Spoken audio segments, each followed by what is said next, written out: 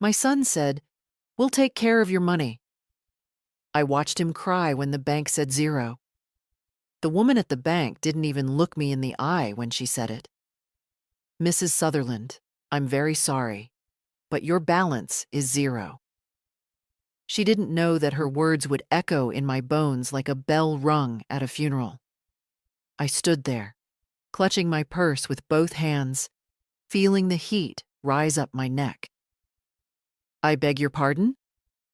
She turned the screen slightly, maybe so I could read it for myself. I didn't need to. I heard her clearly the first time. Zero. It was the first time in my life I felt like I was drowning standing still. Not when my husband died. Not when I buried my sister. But here, under the fluorescent lights of the Millbury Bank and Trust, I felt something inside me sink without reaching the bottom. I wasn't foolish. I wasn't the kind of old woman who clicked pop-ups and gave away passwords. No, I was careful, methodical. Raised 3 children alone after Harold passed. Managed our books, ran the household, clipped coupons well into my 70s. No one stole from me. At least not the kind of thief that wore ski masks and carried crowbars. This one wore a smile, called me Mom, said, "We'll take care of your money, don't worry." It started 9 months ago, with a conversation I should have walked away from. John, my oldest, came over with his wife, Tracy. She brought a casserole she hadn't seasoned, like always. He brought his voice 2 decibels too warm, like he was speaking to a student who'd forgotten her homework. "Mom," he said, patting my hand like a nurse. "We've been thinking. It's a lot for you to manage on your own. All those accounts, bills, taxes. Wouldn't it be easier if I helped?" I didn't answer right away. I looked at the casserole dish. She used the cheap tin again. "I've been managing just fine," I said. My voice wasn't weak, but it wasn't strong either. "I know you have," he smiled. "But what if something happened? What if you had a fall? A stroke? We wouldn't even know how to access things. This way, we keep it simple. Just transfer the accounts. I'll handle the paperwork. No pressure." I looked at Tracy. She smiled too, her eyes already somewhere else. Later that night, I sat at the kitchen table with the paperwork in front of me. I brewed myself tea, wrote Harold's name on the edge of the napkin like I used to when I missed him. Would he have signed? The next morning, I did. At the time, I didn't feel fear. I felt trust, or the need to trust. John had always been the responsible one, the big brother, football star, college graduate. He had that voice, the kind that made people nod before they thought. Besides, wasn't that what we're told? Family takes care of family. I wasn't senile. I wasn't handing over the deed to my house. I was just making things easier, like he said. Weeks passed. Then months. He stopped coming by. Tracy sent texts, recipes, and photos of their golden retriever. My birthday passed without a call. I told myself they were busy. I still paid for my own groceries, my own utilities. He didn't change those, but my savings, the investment accounts, the CD I'd rolled over twice since Harold died, all of that was now in John's control. And today, standing at the bank, trying to order a new checkbook for the medications I now had to buy monthly, the teller said the word. 0. I walked out without speaking. The wind slapped my face the second I pushed the door open. It was April, but the cold hadn't left yet. I clutched my coat tighter and headed for the parking lot, the world around me a blur of color I couldn't name. When I sat in the car, I didn't cry. Not yet. I didn't scream either. I simply looked at the steering wheel and thought, this is what betrayal feels like. Not sharp, not sudden, just quiet, cold, deliberate. I pulled out my flip phone, still had one of those, and dialed John's number. It rang 4 times before he picked up. "Mom?" His voice was casual, cheerful. "Everything okay?" I looked through the windshield, across the rows of cars. "No, John, it's not." "I don't understand," he said, though his tone didn't sound confused, just annoyed. "I went to the bank," I answered calmly. "They told me there's nothing left." There was a pause. I could hear movement, like he was walking somewhere, maybe to get out of earshot. "Mom, you're scaring me. What do you mean, nothing left? That can't be right." "I asked them twice," I replied. She showed me the screen. 0 balance. The CD's gone. So is the long-term savings. Every cent. He exhaled. A long, practiced sigh. "All right, listen. There's probably just a mistake. These things happen. Maybe something got miscategorized. I'll check into it, okay?" A mistake. That word floated in the air between us like steam from a cracked pipe. Harmless until you notice the smell. I'd lived long enough to know the difference between a mistake and a lie. A mistake apologizes before you ask. A lie tries to distract you with softness. "I'd like the access restored," I said. "I want everything put back in my name." He chuckled. Actually chuckled. "Mom? Come on. That's not how this works. You gave me access. You signed the paperwork. It's not like flipping a light switch." "I want my money back, John." Now he was quiet. The silence made my fingers go cold. "I needed to move a few things around," he finally said. "We hit a rough patch, just temporarily. You remember Tracy's back surgery last fall? Insurance didn't cover it all, and the girls' college costs are through the roof. I figured, hey, better to borrow from family than rack up credit card debt." Borrow. That word snapped something clean inside me. He didn't ask. He didn't even tell me. He took, then built a story around it, like I was just another pocket to reach into. "You didn't borrow, John," I said. "You cleaned me out." "Don't be dramatic," he replied. "You've still got the house, right? You're not homeless." I stared through the windshield at an old couple walking their dog. They looked about my age, bundled in matching coats, moving in step. I imagined them sipping tea after dinner, splitting a cookie, arguing softly over crossword clues. "I'll come by later this week," he said. "We can go over everything. It's not as bad as it looks, I promise." He hung up before I could reply. I sat there for 10 full minutes, not moving, just breathing. The keys lay untouched in the ignition. The world kept going around me. People pulling out of parking spots, kids whining in the back seats, wind stirring up old receipts from under cars.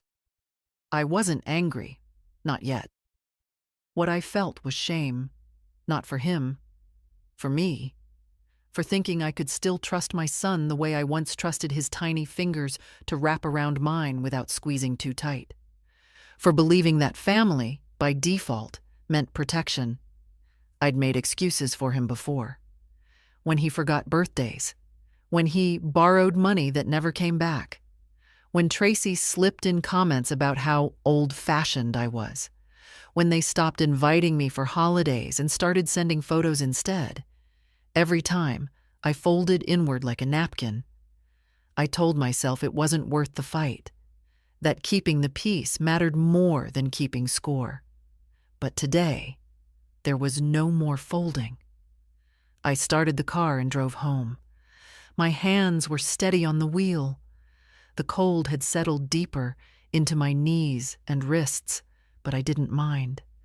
Pain was something I understood. It didn't lie. Back home, I made tea. Not the bagged kind, the real kind. with loose leaves and a proper steep. I pulled the manila envelope from the drawer, the one with every document Harold and I had ever saved. Our mortgage, our wills, my bank statements, the trust fund we'd opened when John was 12 and wanted to go to medical school. He changed his mind, of course. Business was more lucrative. I flipped through the pages and found the authorization form. My signature, neat and certain. His, a little rushed. Then I called the bank. The voice on the line was polite, efficient. A younger woman named Shelby. "I'd like to revoke a financial power of attorney," I said. "Of course, ma'am. We'll need to verify some information and schedule an appointment to process everything properly." She sounded surprised. Not many women my age make that call. Most just let it happen. The slow draining of autonomy disguised as help. But I wasn't most. And I wasn't finished. Shelby from the bank gave me an appointment for Thursday morning. I marked it on the wall calendar with a red pen, the same way I used to mark piano recitals and dentist visits. I didn't sleep well that night, not because of fear, that had passed, but because my mind wouldn't settle. It was like someone had lifted the rug in my memory and all the little dust balls of doubt and guilt started tumbling out. I kept asking myself the same quiet question. When did I stop being his mother and start being his wallet? Not in one moment. It never is. It's always in inches. It was there the first time he said, "Don't worry, Mom, I've got it covered," and then asked me to Venmo him the difference. It was there when I paid for his mortgage for just 2 months after he lost his job. A job he didn't tell me he'd quit voluntarily. It was there when Tracy gave me a birthday card without signing it. It was there in every missed call, every favor wrapped in warmth, every lie so subtle it almost looked like kindness. And I let it happen. That's the part that kept me up. Thursday morning came gray and slow. I put on my best slacks, navy blue, neatly pressed, and a sweater Harold used to call my power color. Burgundy. It made my eyes look alive, even when I didn't feel it.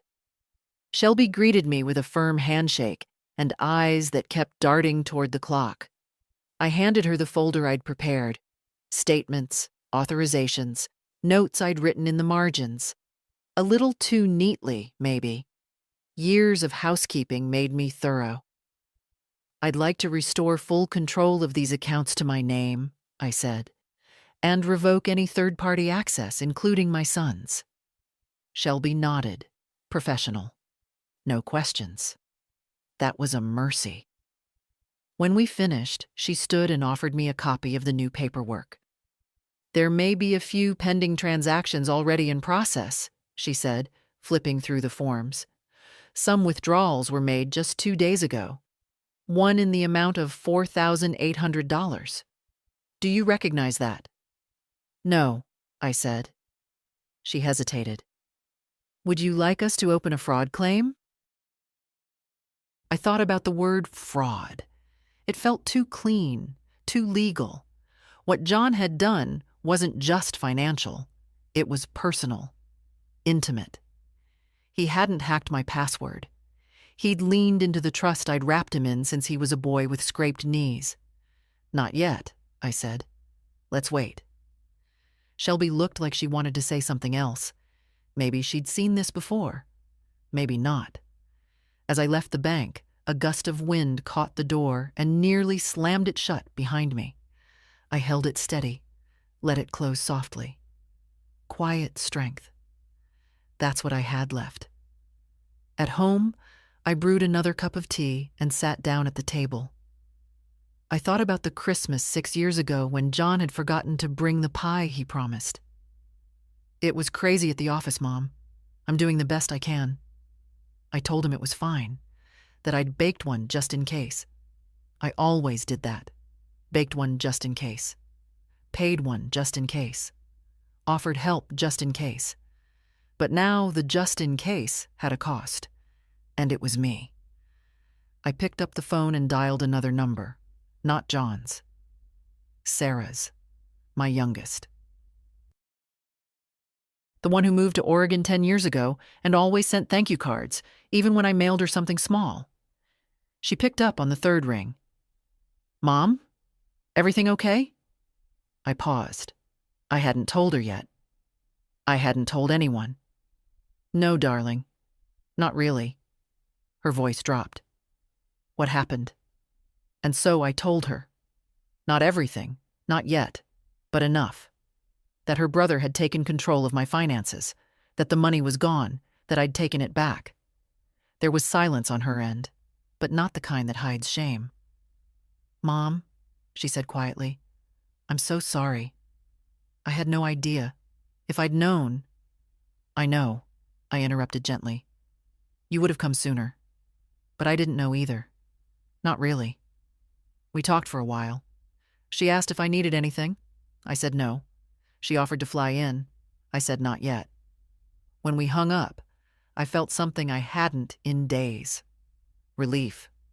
Not because anything was fixed, but because I wasn't hiding anymore. I'd started telling the truth, first to myself, then to someone else. And that was the first real step. The grocery store was the same as always. Too cold in the produce aisle, too loud by the registers, and full of people who barely looked at each other. I walked slowly, pushing the cart with both hands. Not because I needed to, but because I wanted to feel the weight of it. Something solid. Something that rolled forward when I told it to. The young woman at the pharmacy counter recognized me. Mrs. Sutherland, your prescription's ready. Blood pressure refill, right? I nodded, reached for my wallet, and felt the pause. That moment, the one that used to be automatic, unthinking, open, swipe, done. Now it came with a flicker of doubt. The card had been replaced, new number, new security measures. But the memory of standing at that bank, hearing 0, hadn't left me. I handed it over. She smiled politely and ran it through. Approved. She bagged the bottle and stapled the receipt to the paper sack. Take care of yourself, all right? That's the thing. I was. Finally. Outside, the air smelled like spring trying to happen. Damp sidewalks, budding tree branches, the promise of warmth not quite kept. I put the groceries in the trunk and sat in the driver's seat for a while before starting the engine. Just breathing, just existing. I wasn't crying. I wasn't shaking. But I was remembering. John was 7 when he first learned how to lie. I remember it because it was the same day he learned how to apologize. He had broken his sister's snow globe, the one from her class trip, and blamed it on the cat. I found the shards under his bed. He cried, big, wet boy tears, and said, I didn't mean to. Harold had pulled him aside after. I didn't hear the whole conversation, just the last line my husband said, quietly but firm. Son, meaning to isn't the same as doing right. That was the line I thought of as I drove home. John hadn't meant to hurt me. I believed that. He hadn't set out to destroy my trust. But he had. And now the harm stood. At home, I unpacked slowly. The kettle went on. The bread went in the drawer. And then, almost without thinking, I pulled out the small lockbox from the closet shelf. Inside were the documents I hadn't touched in years. Harold's will, the house deed, my old Social Security statements. One envelope was labeled, Trust, Grandkids. I'd started it when Sarah had her first child, meaning to add to it every year. But time had gotten away from me. Now I opened it and pulled out a piece of paper, a draft letter, to my attorney. I started writing a new one. Dear Mr. Lafferty, I would like to set up a living trust in the name of my granddaughter, Lucy Sutherland, and assign a portion of my estate to it immediately. I also request a review of my current will and any documents that grant access or authority to my son, John. Please consider this a formal request to remove him as financial agent and beneficiary. Respectfully, Edna M. Sutherland. I read it twice, then once more. Then I folded it, placed it in a fresh envelope, and wrote the lawyer's name in neat block letters. That night, I dreamed I was back in the house where I grew up. My father was sitting on the porch steps, smoking a pipe and looking out across the fields.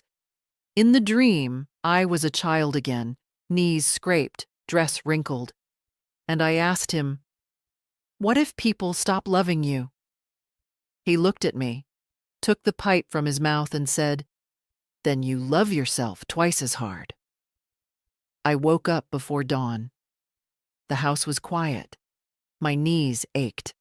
The window was open just an inch too far, and the breeze had turned cool. I pulled the blanket up and sat there in the silence. I didn't feel powerful, or angry, or even sad. I just felt awake, more awake than I'd been in years. The waiting room at Lafferty and Green smelled like wood polish and quiet tension. I sat in the same leather chair I'd sat in when Harold and I first updated our wills. That was 1992. The chair hadn't aged, but I had. I was the only one there, unless you count the secretary, who smiled like she wasn't sure if I was confused or dangerous. Maybe I was both. "Mrs. Sutherland?" Mr. Lafferty himself opened the door, just like always. He wore the same navy suit, same gold watch, same careful voice. We didn't shake hands. That was fine by me. "I read your letter," he said, once the door closed. "And I want to make sure I understand. You'd like to revoke all powers of attorney granted to your son?" "Yes." "And you're transferring a portion of your estate into a trust for your granddaughter, Lucy?" "Yes. And I want to update my will. Remove John." He nodded slowly. "Might I ask why?" I took a deep breath. "Because he spent nearly every cent I saved across a lifetime without telling me. Because I gave him access to help me, and he used it to help himself. Because he lied, and when I asked him about it, he didn't apologize. He rationalized." Lafferty didn't flinch. He just made a few notes. "This won't be difficult," he said. "We'll need some signatures, but we can complete it today. Do you want to include a letter of explanation in the file?" I shook my head. "No. Let the documents speak for themselves." He paused. "He may contest it. Try to argue you were coerced or not of sound mind. It's not uncommon. Do I look unsound to you?" That made him smile, just a little. "No, ma'am. You look like someone who finally stopped hoping people would change." That surprised me. Not the truth of it, just that someone else said it out loud. We worked for nearly 2 hours. Papers slid across the desk, one after another. My signature grew less tidy, but more certain. When it was over, I placed my pen down and looked out the window. There were people passing on the street. A mother dragging a toddler, a man on a bicycle, a woman carrying a flat of flowers. Life didn't slow down for anyone. Not for pain, not for pride. "Anything else I can help with?" Lafferty asked. I thought for a moment. "If he calls, if John tries to challenge this, I want you to remind him that it wasn't one thing that brought us here. It was every little thing he thought I wouldn't notice. But I noticed. I'll make a note of that." I stood, buttoned my coat, and picked up my purse. It felt lighter than usual, maybe because I'd left the weight of decades in that office. Back home, I called Sarah. Lucy's trust is official, I said. It's not a fortune, but it'll grow. It's protected now. She didn't say anything for a moment. When she did, her voice was softer than I'd ever heard it. Mom, you didn't have to do that. I know, I said, but I wanted to. She's the only one who visits without a handout. Sarah exhaled. I'm flying in next month. You don't have to. I know, but I want to. After we hung up, I sat in my chair by the window. The same one where I'd nursed Harold through his last months. The same one where I held a feverish John when he was 4. The same one I almost gave away last spring, thinking it was time to simplify. I was glad I hadn't. Some things you hold on to. Some things you let go. And sometimes it takes a lifetime to learn the difference. The phone rang at 6:42 p.m. I knew it would be him before I even looked at the screen. John. I let it go to voicemail. He called again at 6:47, again at 7:03. Then a text. Mom, we need to talk. Call me. I turned the phone over on the table and kept folding laundry.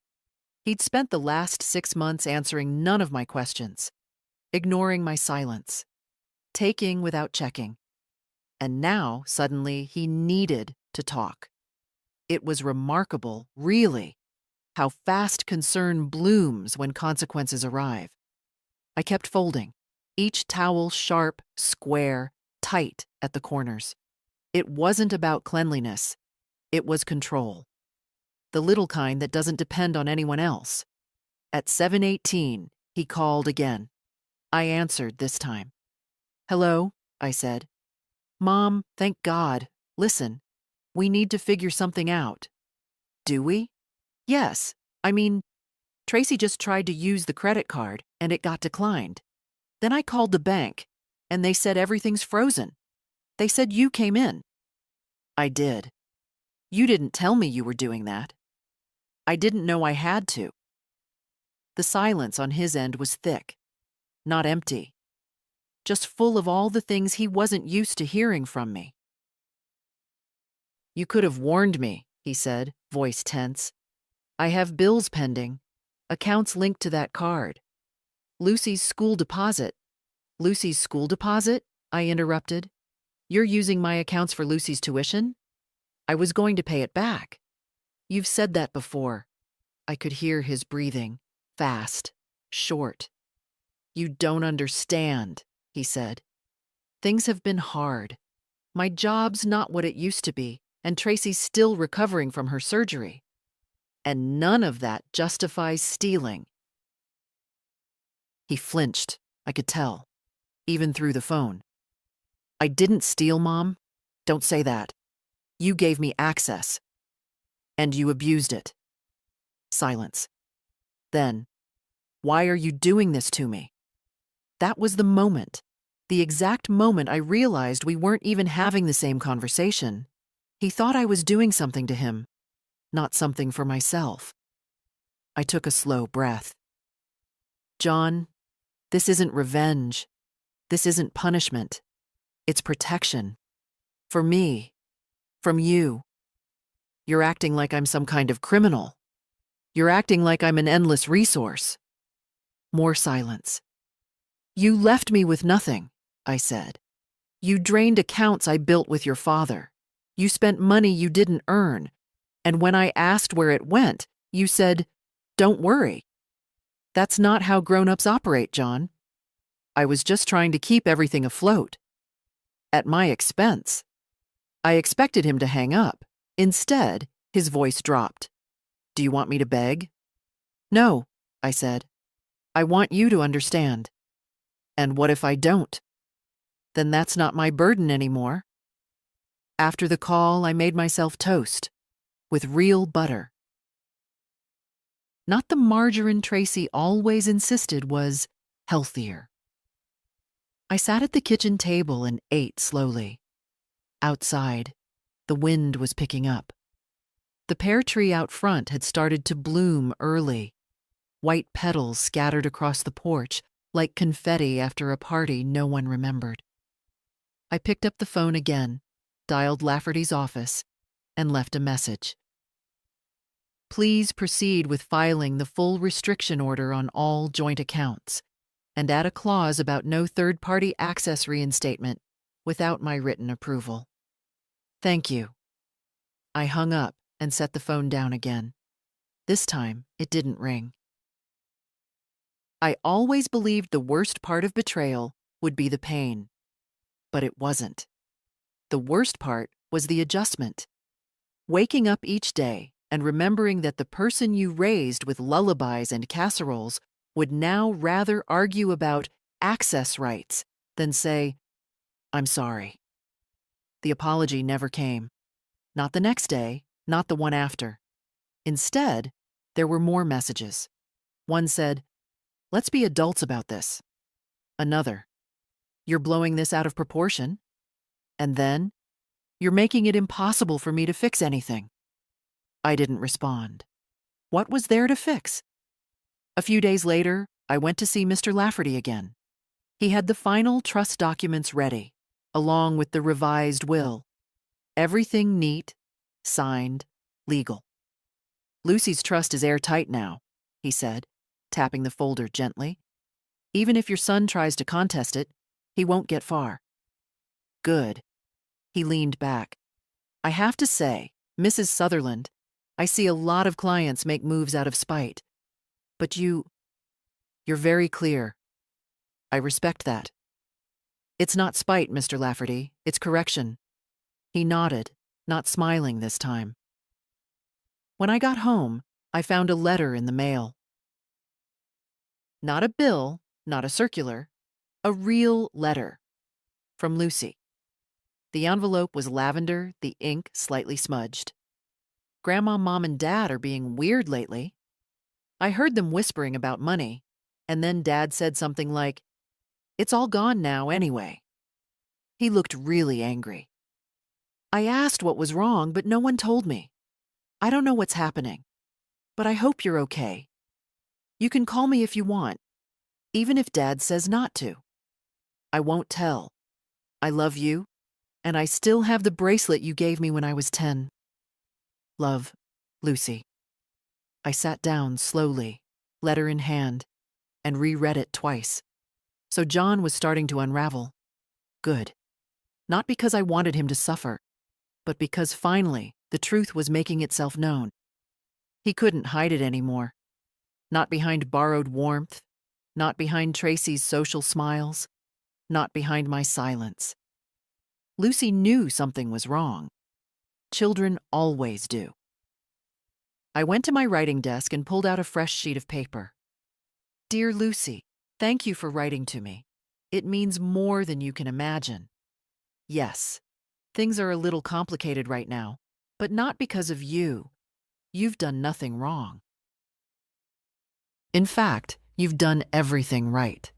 You're kind, thoughtful, and brave enough to ask questions when something feels off. Please don't worry.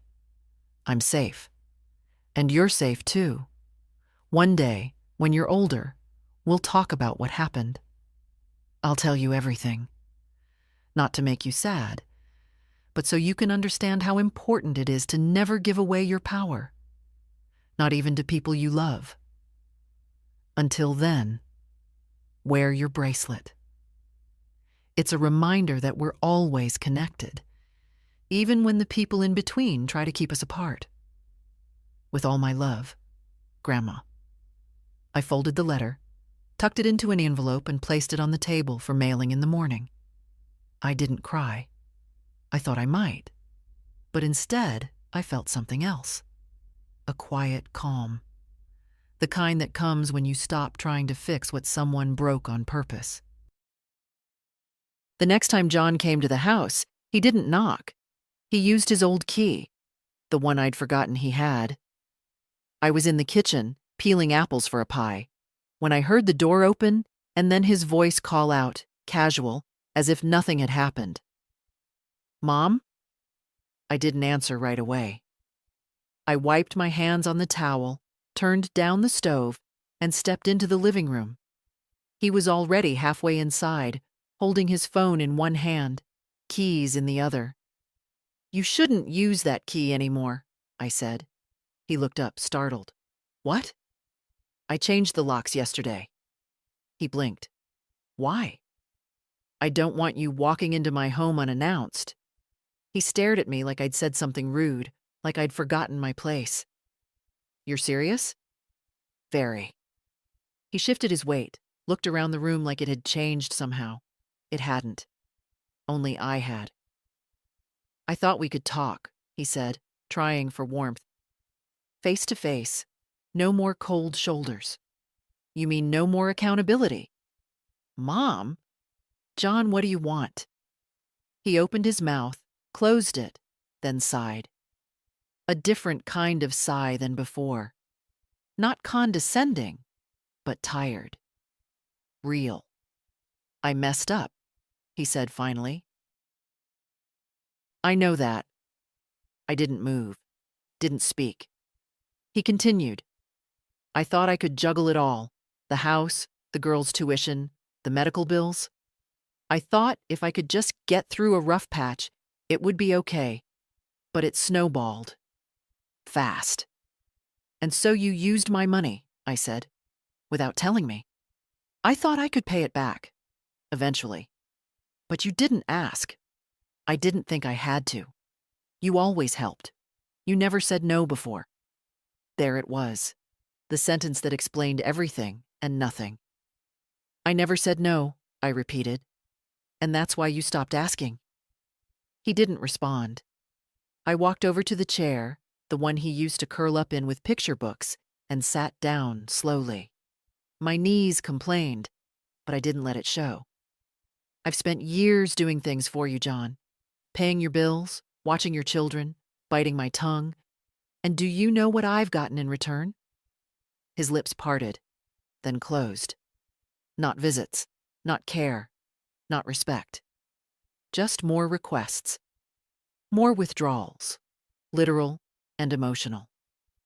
He finally looked me in the eye. "I'm sorry," he said.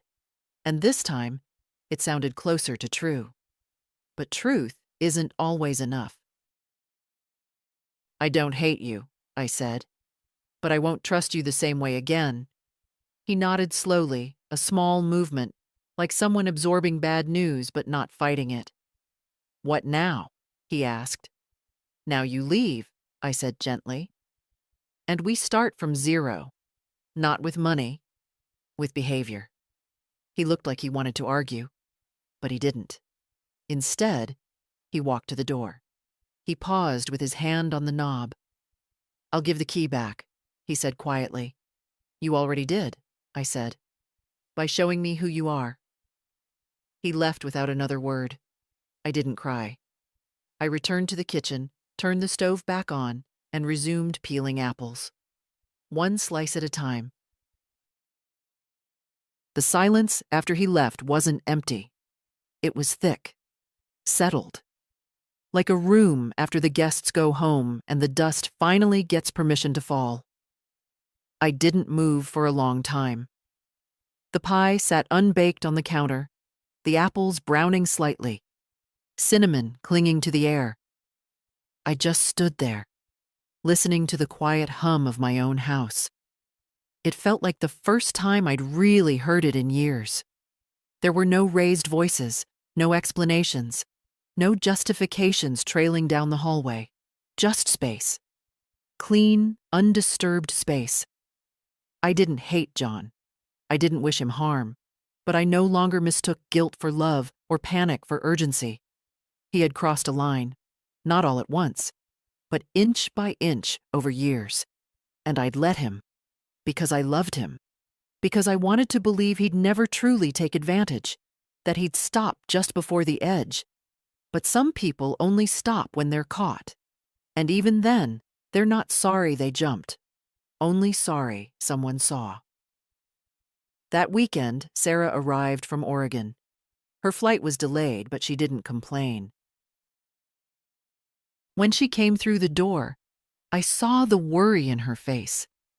Not the frantic kind, but the slow, quiet dread of a daughter who'd seen too many good people worn down by too many small betrayals.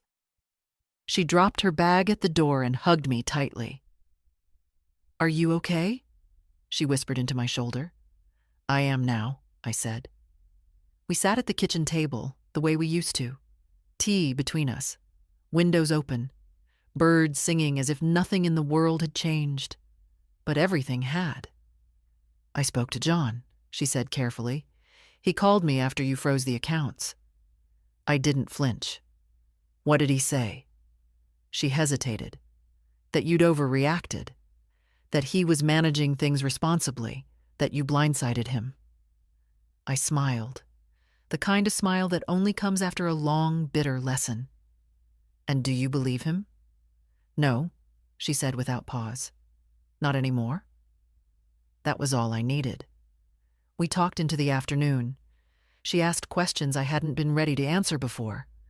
About the money, the bank, the documents, the things I'd swallowed for years. I told her everything.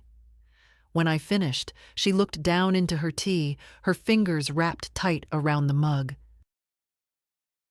"I should have paid more attention," she said. "I should have seen this coming." "You couldn't have," I said. "He was very careful, and I was very quiet." That silence had protected him for years, but not anymore. That night, we baked the pie together, just like when she was a girl. She cut the apples, I mixed the sugar, and we both agreed the crust would never be as good as Harold's had been. "Do you remember when he used to whistle while he baked?" she asked. "Always off key," I smiled. We laughed. The kitchen warmed, and for the first time in a long time, the memory of Harold didn't feel like a loss. It felt like a reminder. I'd loved. I'd been loved. And I hadn't lost everything. Just a son who never really saw me. On Monday morning, I called the county clerk's office and requested a property title review. It wasn't urgent, not legally, but emotionally, it was everything. John had once asked me, offhand, to consider adding his name to the house deed for efficiency. That was 3 years ago, during a visit where he brought store-bought cookies and left before the kettle boiled. I'd said no, but now I needed to be certain. I needed to see, in writing, that nothing had slipped through while I wasn't looking. When you hand over one kind of access, it becomes easier, dangerously easier, for people to reach further without asking. Sarah drove me to the clerk's office.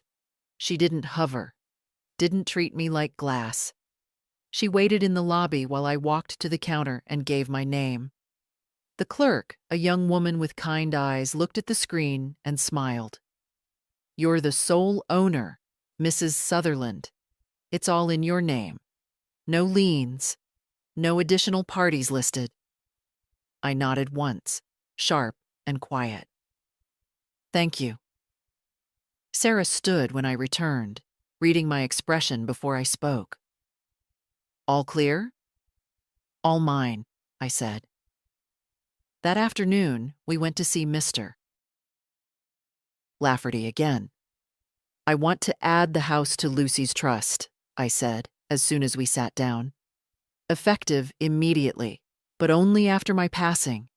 She's the only one I trust not to sell it the moment I'm gone." He didn't ask questions, just made the notes. Sarah was quiet through the whole meeting, but afterward, in the car, she finally spoke. "You don't have to give everything to Lucy, Mom. I mean, I'm not asking for anything, but—" "I know," I said gently. "And that's exactly why you deserve more than you're asking for." She didn't respond, but I saw her blink quickly, looking out the window. "I'm not doing this to punish John," I added. "I'm doing it to prevent further damage. He's already taken more than enough." She nodded. "Understood." There was a kind of peace in the car, the kind you get only after everyone stops pretending. That evening, I wrote one more letter, not to Lucy this time, to John. John, this letter is not an invitation to argue. You've asked me several times now why I've taken the steps I've taken. Here is your answer. For years, I supported you, financially, emotionally, even logistically. I helped with the down payment on your house. I paid for the girls' early education. I co-signed your second car. I did all of it quietly, without keeping a scorecard. But while I was keeping peace, you were keeping tabs. You saw my help as permanent, automatic, expected. You stopped saying thank you. Then you stopped asking. And when you drained my savings, you didn't explain. You didn't confess. You lied. That's not a mistake. That's a pattern. I have now protected what remains, for myself, for Lucy, for Sarah. Not to punish you, but because I finally learned. Trust is not a debt owed. It's a gift. And you returned it damaged. There is no need to respond to this letter. If you want a relationship going forward, it will not be built on guilt, shame, or entitlement. It will be built on effort and honesty. Two things you still have the chance to give. Mom. I folded the letter carefully, sealed it, and placed it near the door. Sarah would mail it in the morning. I didn't need to see his reaction. Some truths are delivered for closure, not response. John didn't write back. Not that week, not the next. And honestly, I didn't expect him to. Sarah stayed with me for 4 more days. We cooked. We walked. We laughed a little more than I thought we would. She was quiet when she needed to be, and warm without being careful. A kind of grace I hadn't known I'd missed. On her last morning here, she made us breakfast. Eggs the way I liked, not the way Tracy once insisted was healthier. We ate on the porch while the morning light filtered through the trees. "I'll come back in June," she said. "Lucy wants to help plant your vegetable garden." I smiled. "Tell her she can pick her own corner of the yard." "She'll love that." We hugged tightly at the door, but not desperately. It wasn't goodbye. Not anymore. 3 days later, I got a call from the bank. Not from Shelby this time, but from someone higher up, a senior advisor who said she was following up on some account flags. "Just routine," she said. "But I wanted to make sure you were aware. Several automatic transfers were attempted from your closed accounts. One in particular was flagged because it appeared to originate from a saved device, your son's." I didn't answer right away. I let her finish her sentence. "Of course they were blocked," she added quickly. "Everything is under your name again, but we wanted to make sure you're not under pressure." I almost laughed at that. "No," I said. "Not anymore." After the call, I walked through the house slowly, checking doors, opening windows, letting spring come in where winter had overstayed. There was a time when I would have called John right then, given him a chance to explain, to deny, to squirm. But I'd outgrown that urge. There was nothing left to salvage, not the accounts, not the excuses, not the old rhythm of family as performance. That weekend, Lucy called. Not Sarah. Lucy. "Hi, Grandma," she said, cheerful and shy all at once. "I just wanted to say thank you for the letter." I'd forgotten Sarah had mailed it with her.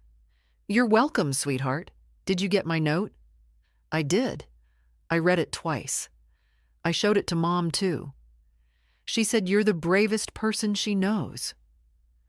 That made me quiet. "Also," she added, "I looked up what a trust is. I think it's really cool. I want to be smart with money, too." I smiled. "Smart and kind. That's the best kind of wealth." She told me about school, how she was reading To Kill a Mockingbird, how she'd been picked for a science competition. She said she'd been baking again, but the pie crust still gave her trouble. "I think I pressed too hard," she said. "You'll learn," I said. "It's not about force. It's about knowing when to stop." We talked for nearly 20 minutes before she said goodbye, promising to send me photos of her garden plot once she started planting. When the call ended, I sat still for a moment, holding the phone in my lap. The past few months had been full of endings, quiet ones, painful ones. But here, in the voice of a granddaughter, in the scent of spring pushing through the open window, was something I hadn't expected. A beginning. It was mid-April when the cracks finally started to show. Not in my walls, in John's. The first sign came from Tracy, of all people. A voicemail left in that clipped, brittle tone she reserved for forced politeness. "Edna, I know things have been tense, but John's going through a hard time right now. If there's anything you can do to help him reconsider some of the financial measures, I think it would mean a lot to him. To us. Us. As if I'd ever been part of that." I didn't call back. A few days later, a letter arrived. Formal, templated, unsigned. Final notice. Overdue mortgage payment. Not addressed to me, of course, but I recognized the bank, the amount, the printed urgency. They were behind. I sat down in the living room and stared at the letter for a long while. Not in glee, not even satisfaction, just confirmation. This was what I'd feared, and what he'd tried to pretend wasn't happening. John had taken my money to prop up an illusion, and now the illusion was falling apart. I didn't call him. I didn't warn Sarah either. There was no need to stir the pot with sympathy. Some things have to burn clean. A week later, Shelby from the bank called again. "We've had multiple attempts to access the closed accounts, Mrs. Sutherland.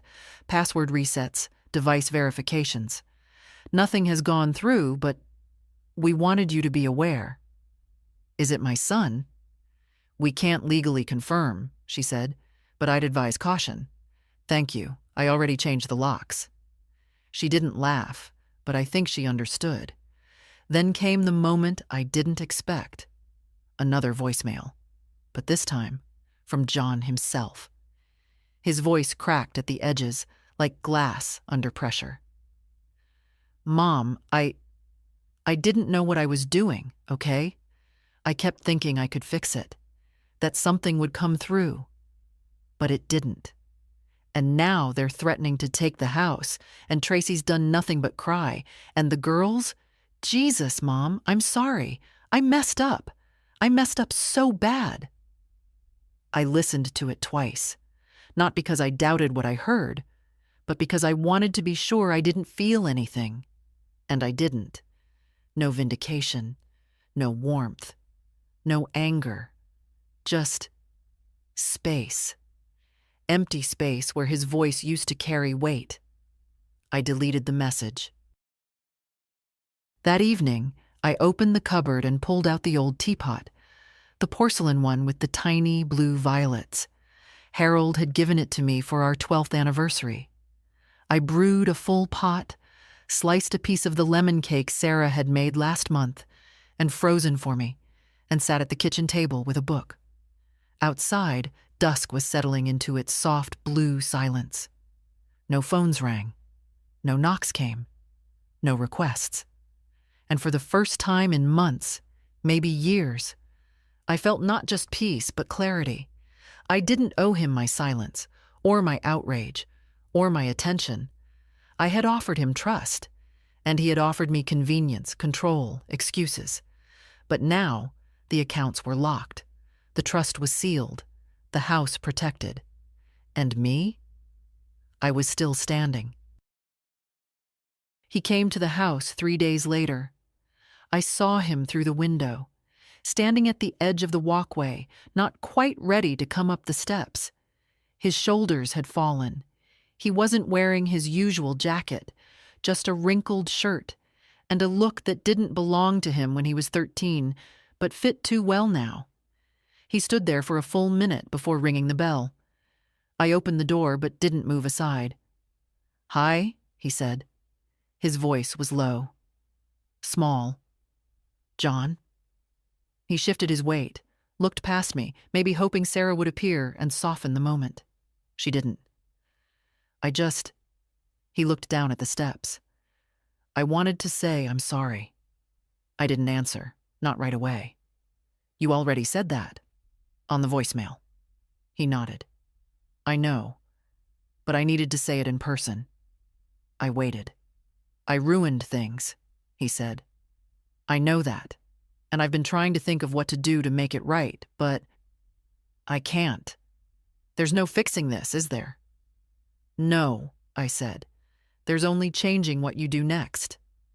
He looked up at me, eyes tired, not rehearsed this time. I thought I was doing what men are supposed to do. Handle things. Carry the weight. I just kept thinking, if I can hold on long enough, Mom will understand. She always has. "I did understand," I said. "That was the problem. I understood too much for too long." He swallowed hard. "Is it too late?" he asked. "Yes," I said, "for what we used to have." He nodded again, slower this time. "I lost everything." "You lost access," I corrected. "Not everything." He closed his eyes just for a second, then opened them again. "I miss when things were simpler." "You mean when I carried the consequences and you just called it family?" He didn't argue. I let the silence stretch. "You're not a bad man, John," I said finally. "But you've lived too long thinking that being my son was the same as being my partner. It's not. You never stood beside me. You stood behind me and waited for what I'd give." He winced. "I still want a relationship," he said. "Then stop asking for one. Start earning it." He blinked, then looked away, out toward the sidewalk. "I guess I'll go." "You should." He took a step back, then paused. "If you ever need anything—" I didn't let him finish. "I've already built a life where I don't." He nodded, once, then walked away. When the door closed behind me, I stood for a long moment in the hallway, not grieving, not triumphant, just settled. I had spent most of my adult life believing that love meant staying, fixing, giving. Now I knew that love, real love, sometimes meant leaving a door closed and locking it. The days got longer, not just in light, but in feeling. Morning stretched into afternoon without interruption. No calls, no knocks, no voices trying to wedge themselves into my silence. It was the kind of quiet that didn't beg to be filled, the kind that made room for small pleasures again. I baked more. Real butter, real sugar, no substitutions. I walked every morning, slow but steady. The woman down the street, Evelyn, with the garden full of roses, started waving when she saw me pass. One afternoon, I saw the neighbor's boy fall off his bike, scraped his knee, no worse than what I'd seen 100 times. I went inside, came out with a cold cloth and a peppermint. He smiled, said thank you. No mother in sight. People forget how much older women know. How many kinds of pain we've already held and folded away. Lucy wrote again. This time, it was a long letter, typed, with tiny doodles in the margins. She told me she'd started composting, that she wanted to grow tomatoes and carrots and maybe corn, but the squirrels might riot. She asked if I had any recipes for rhubarb, because her school garden had yielded some seriously suspicious stalks. She ended the letter with, "P.S. I'm learning to say no. I think it's going to save me. I pinned that line above my desk. I used to think survival was about endurance, how much you could carry, how long you could smile under weight. But no, survival is knowing what to set down. One evening, I found a photo I'd forgotten I kept. Me and Harold, just after our wedding. He's holding my hand like he's proud to be chosen. I'm looking at him, not the camera. Neither of us smiling, but both of us knowing. He never betrayed me. He wasn't perfect, but he was solid. He taught John how to fish and fix a fence, but not how to apologize. That part should have been mine, and maybe I was too tired by then. I looked at that photo and didn't cry, just whispered, "I handled it." And I had, without fury, without lawyers barking, without shouting or slamming doors, just paperwork, clarity, a locked gate and a sturdy heart. Sarah came again. Brought Lucy this time. They planted 2 rows of beans, 1 row of kale, and an ambitious plot of strawberries that probably won't survive the birds. But it wasn't about the fruit. It was about hands in dirt. About Lucy laughing when a worm startled her. About Sarah watching her daughter kneel in the same garden where she used to play in sundresses and jelly shoes. They stayed for dinner. I made roast chicken and mashed potatoes with extra butter. Lucy set the table. Sarah poured iced tea. We didn't talk about John, but after dessert, when Lucy went out back to check on the kale, Sarah lingered by the sink. "You did the right thing," she said softly, "even if it hurt." "I know. He hasn't called me since." "He will, when he needs something." She nodded. "I'm not answering this time," she said. "I'm tired of holding the thread while he unravels." I turned off the tap, looked at my daughter, the woman she'd become. We don't owe him our peace. After they left, I sat by the open window and listened to the night. Crickets, distant sprinklers, wind brushing the trees like a hush. There was a part of me that wanted to say I felt victorious, but I didn't. I just felt whole, not healed, not in the cheap, glossy way people write in cards, not forgetful, not blank, just whole. I had boundaries now, and boundaries don't make you lonely, they make you safe. It's taken me a lifetime to learn that a closed door isn't always a loss. Sometimes it's the beginning of a house that finally feels like yours again. Spring turned into early summer. The trees filled out. The garden took shape. Even the old swing in the back, long untouched, began to creak again under Lucy's legs when she visited. There were no miracles. No dramatic turnarounds. John didn't appear with flowers or tears. There were no sudden letters of repentance, no envelopes stuffed with checks. He simply vanished, or rather, receded. Like a tide that took too much with it and knew better than to return.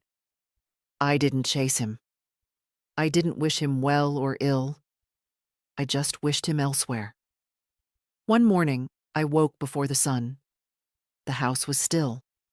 That rare kind of quiet you only get when even the birds haven't started yet. I sat on the edge of the bed and ran my hand over the quilt I'd sewn the year Harold died. Each patch had a story. Scraps of Lucy's baby dress, Sarah's prom hem, an old kitchen curtain John once spilled paint on. We were all stitched together once. Now, the seams had shifted, and that was all right. I stood, made tea, and sat by the window. The sky was just beginning to blue. The garden shimmered in its sleepy dew. Everything was alive. And I was in it, not above it, not beneath it. In it. Later that day, I took the envelope marked Final Copy, Will, and Trust and placed it in the safe. Not out of fear, but as a kind of declaration. This is mine. All of it. My name, my story, my peace. That afternoon, I wrote one last letter, to no one in particular, or maybe to someone like you. If you are reading this and you've ever felt what I felt, the silence after someone takes what was never theirs, the ache of being useful instead of loved, the shame of trusting someone who smiled too wide, I want to tell you something. You are not foolish. You are not weak. You are not alone. We are told, especially as women, and especially as we age, that keeping the peace is noble, that being needed is the same as being valued, that to speak up is to cause trouble. But peace without dignity is not peace, and silence, no matter how gracious, is not love if it's swallowed out of fear. I lost money. Yes, but that's not the real story. The real story is what I found afterward. I found my spine. I found my voice. And in the quiet of my own home, I found myself. So if you're sitting where I sat, wondering if you're imagining things, if it's worth the trouble, if speaking up will make you difficult, let me tell you, be difficult. Be clear. Be free. And if this story reached you, share it. Comment. Tell someone. Not for me, for the next woman who's still too quiet, too polite, too scared. She needs to know. She's not crazy. She's not alone. And it's not too late.